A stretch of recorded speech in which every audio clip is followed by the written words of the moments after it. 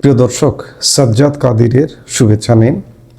এই মুহূর্তে আপনাদের সামনে তিনটি বিষয় নিয়ে কথা বলবো একসঙ্গে। এক, তারেক রহমান শীঘ্রই বঙ্গবন্ধুর মাজার জিয়ারত করতে যাবেন। দুই, কংগ্রেস নেতা শশী থারুর শেখ হাসিনাকে আশ্রয় দেওয়ায় মোদিকে আবার অভিনন্দন জানালেন।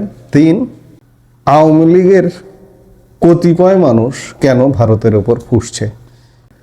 আপনারা ইতিমধ্যে জানেন যে 25শে ডিসেম্বর বিএনপির ভারপ্রাপ্ত চেয়ারম্যান তারেক রহমান দীর্ঘ 17 বছর পরে দেশে এসে ইতিমধ্যে তার বিভিন্ন রকম কর্মসূচি চলছে। 25শে চলেছে, 26শে চলেছে, আজকে 27শে চলছে। হঠাৎ করে একদিন শুনবেন যে এরই মধ্যে তারেক রহমান গোপালগঞ্জের টুঙ্গিপাড়ায় আমাদের জাতির পিতা বঙ্গবন্ধু শেখ মুজিবুর রহমানের কবর জিয়ারত করতে যাচ্ছেন। আমরা শুরুতেই তিনি যেদিন এলেন সেদিনই আমরা আলামত পেয়েছি তার প্রথম বক্তব্য দেশের মাটিতে, সূচনা বক্তব্যে সত্যিকার অর্থে আওয়ামী লীগ নিয়ে খুব জোরালো কোনো বিষোদ্গার করেননি। আমি এটি নিয়ে তার বক্তব্য নিয়ে একটা আলাদা কন্টেন্ট করেছি। তারেক রহমান দেশে এসছেন, তাকেও স্বাগতই জানাচ্ছি, তাকে প্রশংসাই করছি প্রথম দিনের কর্মকাণ্ড।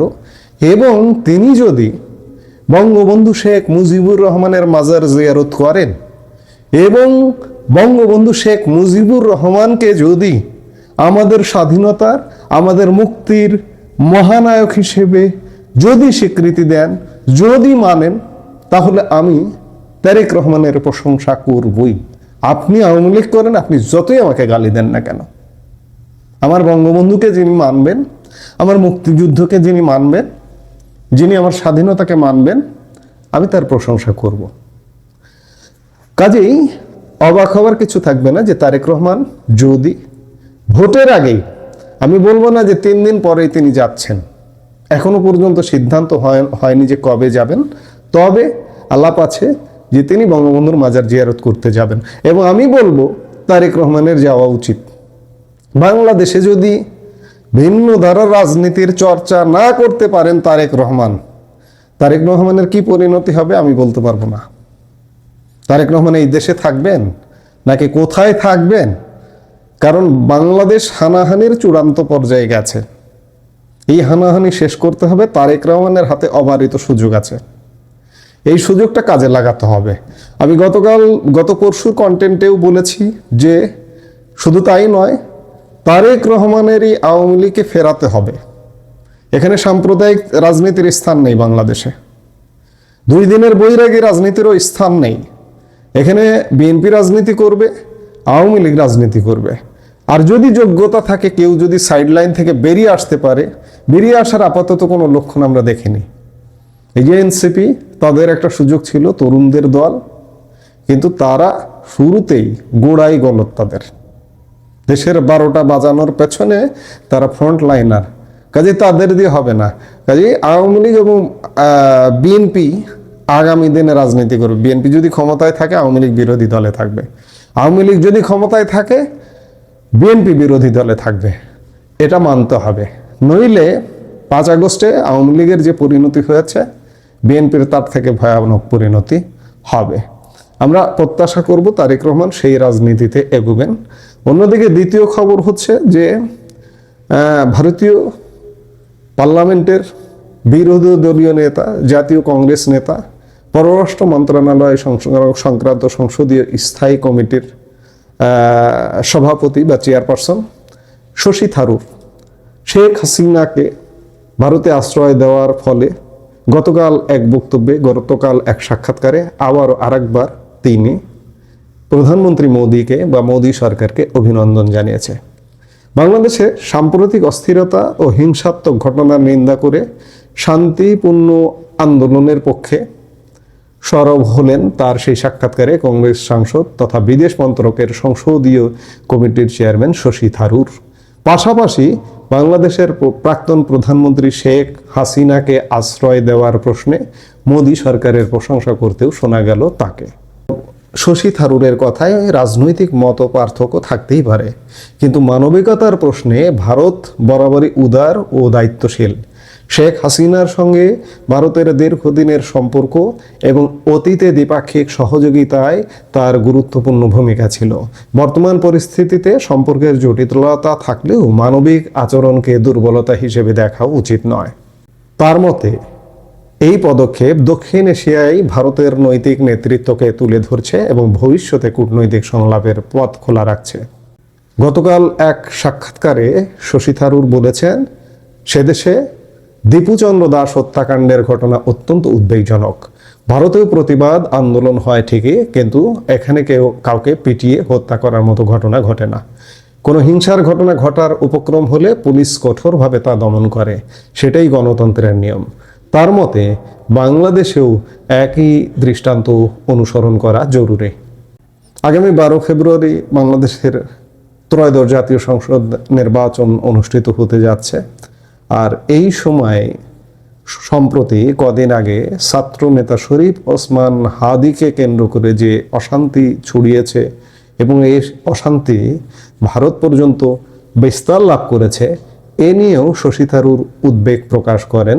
তিনি বলেন, অন্তর্বর্তী সরকার ও প্রধান উপদেষ্টা মোহাম্মদ ইউনূসের দায়িত্ব বর্তমান পরিস্থিতি নিয়ন্ত্রণে আনা। আইনহীনতা ও ভয়ের পরিবেশে কখনোই সুষ্ঠু নির্বাচন সম্ভব নয়। শশী থারুর তার সাক্ষাৎকারে আরও বলেন যে নয়াদিল্লি খুব সতর্কতার সাথে পরিস্থিতি পর্যবেক্ষণ করবে। থারুর জানান, ঢাকায় নিযুক্ত ভারতীয় কর্মকর্তারা সরাসরি বাংলাদেশ কর্তৃপক্ষের সঙ্গে যোগাযোগ রাখবেন এবং পরিস্থিতি শান্ত করতে যা কিছু সম্ভব তা করতে অনুরোধ জানাবেন। শশী থারুরের প্রতিক্রিয়া, শেখ হাসিনাকে আশ্রয় দেওয়াতে আবারও অভিনন্দন জানালেন মোদী সরকারকে। আসলে ভারত সরকার, ভারতের সব রাজনৈতিক দল, ভারতের জনগণ আওয়ামী লীগ প্রশ্নে একাট্টা, শেখ হাসিনা প্রশ্নে একাট্টা। এই যে দেখুন, বাংলাদেশের আদালত কর্তৃক রায় হয়েছে, এরপরেও ভারতের সরকার, ভারতের রাজনৈতিক দল, ভারতের জনগণ বাংলাদেশের এই আদালতের রায় কিন্তু মানছেন না। বরঞ্চ শেখ হাসিনাকে বাংলাদেশ সরকারের হাতে তুলে দেওয়ার বিরুদ্ধে তাদের অবস্থান এবং সরকারকে তারা অভিনন্দন জানাচ্ছেন। অন্যদিকে আমি শুরুতেই, এই আলাপের শুরুতে বলছিলাম যে তারেক রহমান দেখবেন একের পর এক ক্যারিশমা দেখাতে চাইবে, বঙ্গবন্ধুর মাজার পর্যন্ত জিয়ারত করতে চাইবেন। কেন? তারেক রহমান কি এমনি এসেছে দেশে? অনেক কানাঘোষা আছে, অনেক আলাপ আছে, অনেক বিশেষজ্ঞ আলাপ আলোচনা করছেন সোশ্যাল মিডিয়াতেও। কিন্তু আসলে তারেক রহমান নেগোসিয়েশন ছাড়া যে বাংলাদেশে আসেননি, অনেক প্রভাবশালী গণমাধ্যমও এই আলাপটা করেছে যে নেগোসিয়েশনের মাধ্যমে তিনি এসছেন। আর এই নেগোসিয়েশনের অংশ সব দলকে সাথে নিয়ে আওয়ামী লীগাররা ধৈর্য ধরুন, দেখুন যদি কিছু না হয় তখন আপনি মাঠে নামবেন এবং মাঠে নামতে হবে আপনাদের ভেতরে ভেতরে প্রস্তুতি রাখতে হবে। এই মুহূর্তে তো প্রকাশ্যে কাজ করতে পারছেন না, সরকারিভাবে রাষ্ট্রীয়ভাবে আপনারা নিষেধ করে রেখেছে। কাজে ভেতরে ভেতরে প্রস্তুতি নিতে হবে। যে ধরনের প্রস্তুতির কথা শোনা যায় এই বিতর্কিত প্রস্তুতি নয়, তর্কিত গঠনমূলক প্রস্তুতি নিয়ে এগুতে হবে, নইলে ফেরাটা কিন্তু কঠিন হবে। তারেক রহমান আওয়ামী লীগকে ফেরাতে বাধ্য হবেন, তার যে দেশে আসার শর্ত সেগুলোর কারণে ফেরাতে বাধ্য হবেন এবং তারই অংশ হিসেবে বঙ্গবন্ধুর মাজার জিয়ারত করতে যাবেন।